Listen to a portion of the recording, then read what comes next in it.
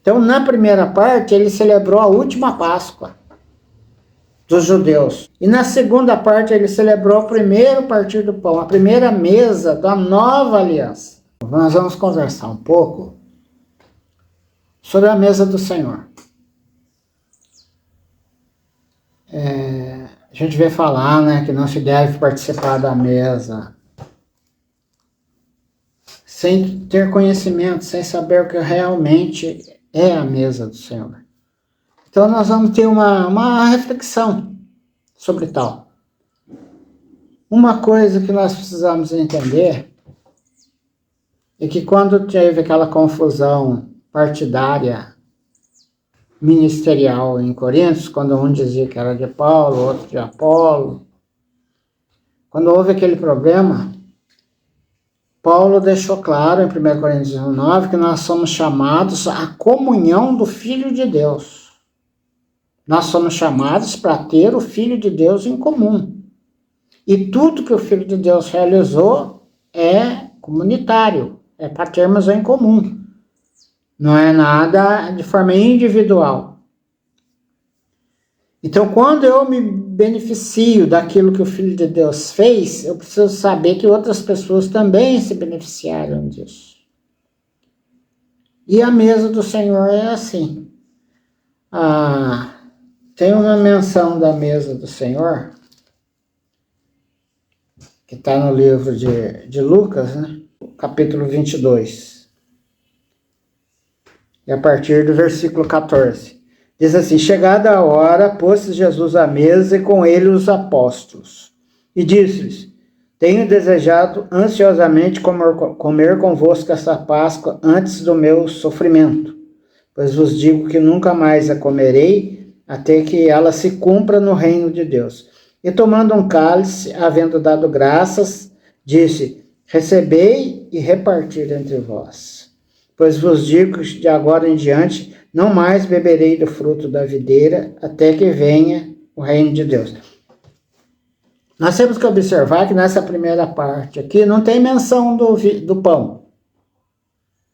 Não tem menção. Tem a menção só do vinho, que representa o sangue de Cristo. Só está a menção. Aí vem a segunda parte aqui, a partir do 19. E tomando um pão, tendo dado graças, o partiu e lhes deu, dizendo: isso é meu corpo que é recebido por vós, que é oferecido por vós. Fazei isto em memória de mim.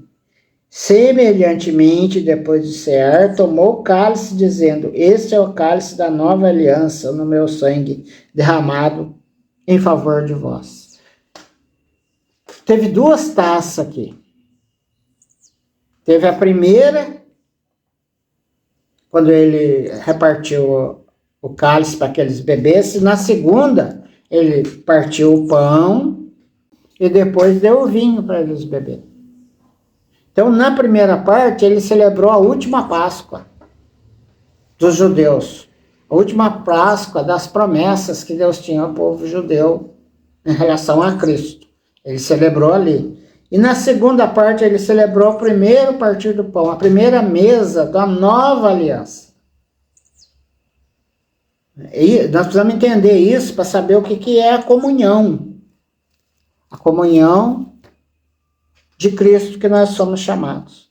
Já em 1 Coríntios, no capítulo 11, Paulo vai fazer menção da mesa do Senhor. Então ele fala, capítulo 11, versículo 23. Porque eu recebi do Senhor o que também vos entreguei, que o Senhor Jesus, na noite em que foi traído, tomou o pão, e tendo dado graças, partiu e disse: isso é o meu corpo que é dado por vós, fazei isso em memória de mim. Por semelhante modo, depois de haver ceado, tomou também o cálice, dizendo: esse é o cálice da nova aliança no meu sangue. Fazei isso todas as vezes que o beberdes, em minha memória. Aqui, Paulo está fazendo menção de quando Jesus partiu o pão. Está fazendo menção daquela primeira, daquela que está lá registrada em Lucas. Ele está fazendo menção daquilo lá. Só que ele está falando a parte da igreja. Está explicando que foi Jesus, no 11, Jesus partiu o pão. Já no capítulo 10, do mesmo Coríntios, capítulo 10, Paulo diz assim: porventura o cálice da bênção que abençoamos não é a comunhão no sangue de Cristo? E o pão que partimos não é a comunhão no corpo de Cristo? Aqui ele fala que é nós que abençoamos e nós que partimos o pão, nós que abençoamos o cálice. E ele diz que é a comunhão no sangue de Cristo. Então o sangue de Cristo que foi derramado, todos nós temos comunhão nesse sangue. O sangue é para o nosso benefício, para todo aquele que crê, todo aquele que é crente, todo aquele cristão. Tem comunhão no sangue. E o sangue é apresentado separado, né? Tá o pão representado no corpo e o sangue numa taça representado pelo vinho, apartado pelo suco de uva. Então, o que isso significa no Velho Testamento? Significa na cultura judaica que quando o sangue sai do corpo, aconteceu a morte. Então, nós estamos dando testemunho que aquela morte de Cristo é para o nosso benefício. Nossa vida cristã está pautada nesta realidade do corpo partido do Senhor e do sangue derramado. O sangue derramado é a morte. Todos nós tivemos comunhão neste sangue. Por isso que a mesa é algo sério.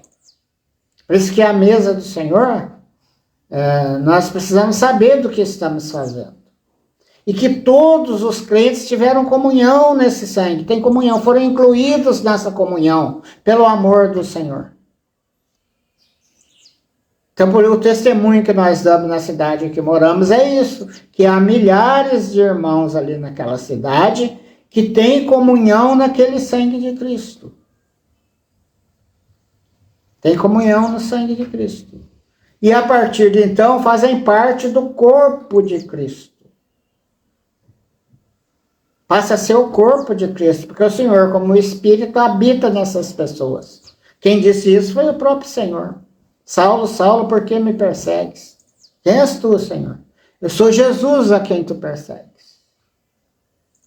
Então é uma coisa muito séria, simples e riquíssimo, essa obra que o Senhor fez a nosso favor. Então nós precisamos ter clareza sobre isso. Esse é o testemunho que nós damos todos os domingos, que o corpo de Cristo foi partido e o sangue derramado por nós. A morte de Cristo aconteceu, porque o corpo e o sangue é apartado. Isso é algo espiritual. Não é literal, mas é algo espiritual. Aconteceu isso. Espiritualmente, nós participamos dessa comunhão do sangue. O sangue derramado é também o nosso. Nós, quando eu falo nosso, é de todos os que creem na nossa cidade. Por isso nós não podemos impedir pessoas de participar. Não podemos deixar de incluir a todos, porque essa comunhão é do Senhor, não é nossa. Essa unidade é do Senhor. Então são coisas que nós precisamos ter clareza do testemunho da nossa unidade. Tá certo, irmão? Que o Senhor continue nos dando clareza sobre essas coisas. É porque que agora ele fala no capítulo 10, que é a celebração da igreja. Acaso o sangue o cálice que abençoamos não é o cálice da bênção? Por quê? Porque o sangue foi derramado e para nós se tornou a nossa bênção. E agora nós temos comunhão no corpo de Cristo. Nós fazemos parte do corpo de Cristo, porque tivemos comunhão no sangue derramado. Hoje nós fazemos parte do corpo de Cristo, graças ao sangue derramado que nos coloca no corpo de Cristo. E são as coisas referentes à mesa do Senhor. Nós precisamos aprender e ter bastante clareza sobre isso. Falta falar nesse assunto. Nós vamos voltar a ter comunhão nesse assunto, a desfrutarmos, a degustarmos mais, a saborear essa nossa vitória em Cristo. Sem pretensão nenhuma, mas amando o Senhor. Amém. E para você que chegou até aqui, meu irmão, não se esquece de clicar no gostei, compartilhar com outros irmãos e se inscrever no canal se ainda não for inscrito.